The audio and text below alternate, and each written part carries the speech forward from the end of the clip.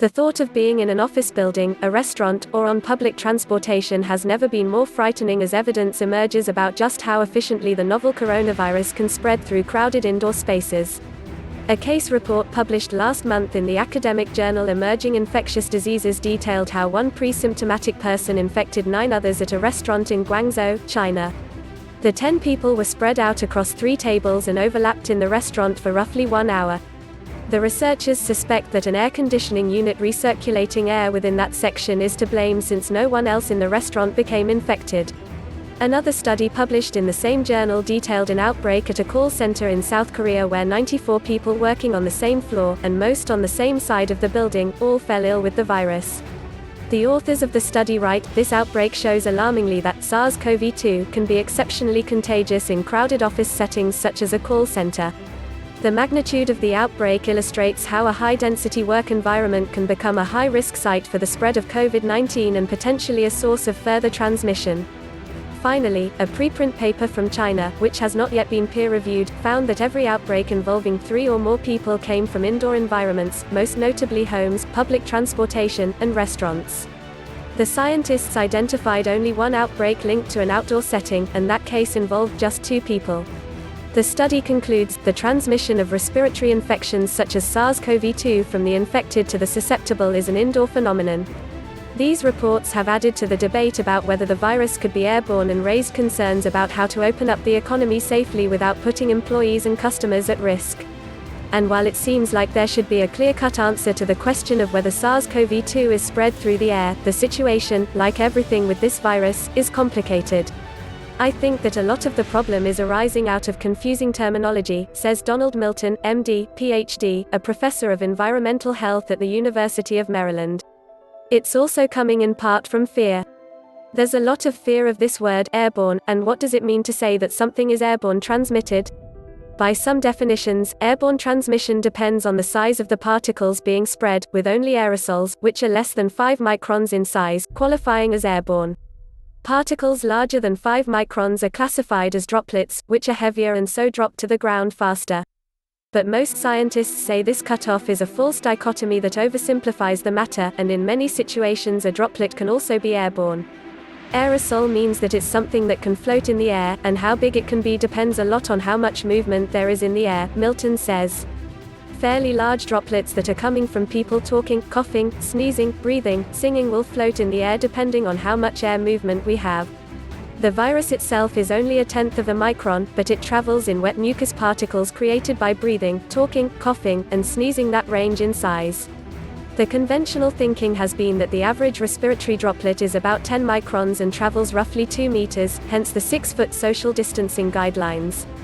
However, several studies have now found evidence of aerosols containing SARS-CoV-2 in hospital rooms and areas around people infected with the virus. Also, droplets can quickly evaporate and shrink in the air, causing them to stay afloat longer. Another definition of an airborne infection relies on the result rather than the mechanism.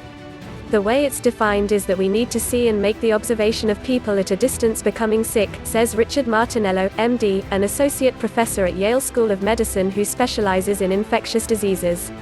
"What I mean is that if you have somebody who's infected and contagious, they're at point A, and then you have a susceptible person who is at a distance, and there's no specific definition of what that distance is. And they then acquire that disease. Are we most vulnerable in the nose or in the lungs? And what difference does it make how you got infected with it? It may make a difference. This definition is based on 2 additional factors besides the size and flight pattern of the viral particles. First, is the virus still alive and intact when contained in aerosols and droplets of different sizes? Just because viral RNA is detected on a surface or in a person, it doesn't mean the virus is still infectious. The RNA could be from dead virus that can no longer replicate and infect a cell.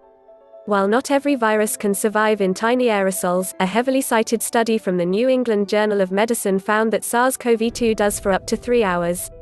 The other factor is the impact of the particle's size on seeding an infection. Large droplets can't get deep into the lungs, so a virus that only survives in larger droplets would have to be able to enter the body through cells in the nose. On the other hand, some viruses infect cells in the lungs first, so they would need to remain viable in smaller aerosols. Right now, scientists are fairly certain people can become infected with SARS-CoV-2 in the upper respiratory tract, but they don't know if an infection can be initiated from tiny aerosols that bypass the nose and travel down to the lungs. We don't know where we are most vulnerable, says Milton. Are we most vulnerable in the nose or in the lungs? And what difference does it make how you got infected with it?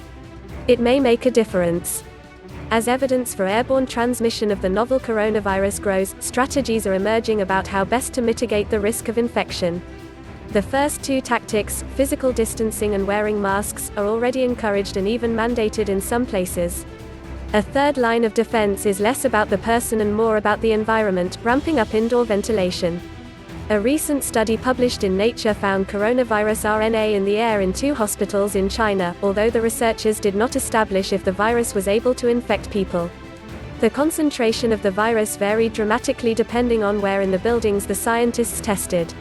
Aerosol virus levels were virtually undetectable in specially ventilated patient rooms and open-air public waiting areas. However, poorly ventilated rooms, such as patient bathrooms, had high levels of airborne virus. The research raises the issue of the importance of ventilation and what types of environments and filtration systems might be safest. The more ventilation clearly the better because it has a filtration system and it's going to remove something which is airborne, says Pratim Biswas, Ph.D., Chair of the Department of Energy, Environmental and Chemical Engineering at Washington University in St. Louis. An ICU, a critical care unit in the hospital, has excellent ventilation. If I go to a shop or grocery store, it also has ventilation, but because it's such a large area it's very difficult to rely on just that. At the highest end of filtration systems are clean rooms, like in the ICU, that use a very high flow rate with extremely clean air to eliminate all foreign particles. At the other end of the spectrum is the humble filtration step of opening a window. Office buildings, retail spaces, and airplanes fall somewhere in between, with a central air conditioning system that either pulls in air from outside or recirculates air within the building. In both cases, the air is run through a filter to remove the particles, although the quality of the filter can vary widely. The system also breaks down when people enter and leave the building, which brings in outside air that isn't immediately filtered. At this day and age, any indoor environment where there are other people, the same criteria hold: as much distance as possible and then mask. Mechanical ventilation systems that have appropriately sized cooling and heating capacity can bring air in from outside and dilute the aerosols indoors, Milton explains. However, these systems are often not sized big enough to be able to cool or heat a lot of air, and so they tend to recirculate the air through environments. Then you can do things like have filtration or UV lights inside the ducts to clean the air that has recirculated. In that way, you can break up the amount of virus that accumulates in a room. Standalone air purifiers can help in a small room, whereas air conditioners with poor filters can make the situation worse by distributing the air more widely without removing the virus particles, as in the case of the Chinese restaurant. Even with the best filtration system, Biswas still recommends physical distancing as the first and most effective way to keep yourself safe. The second way is to wear a mask.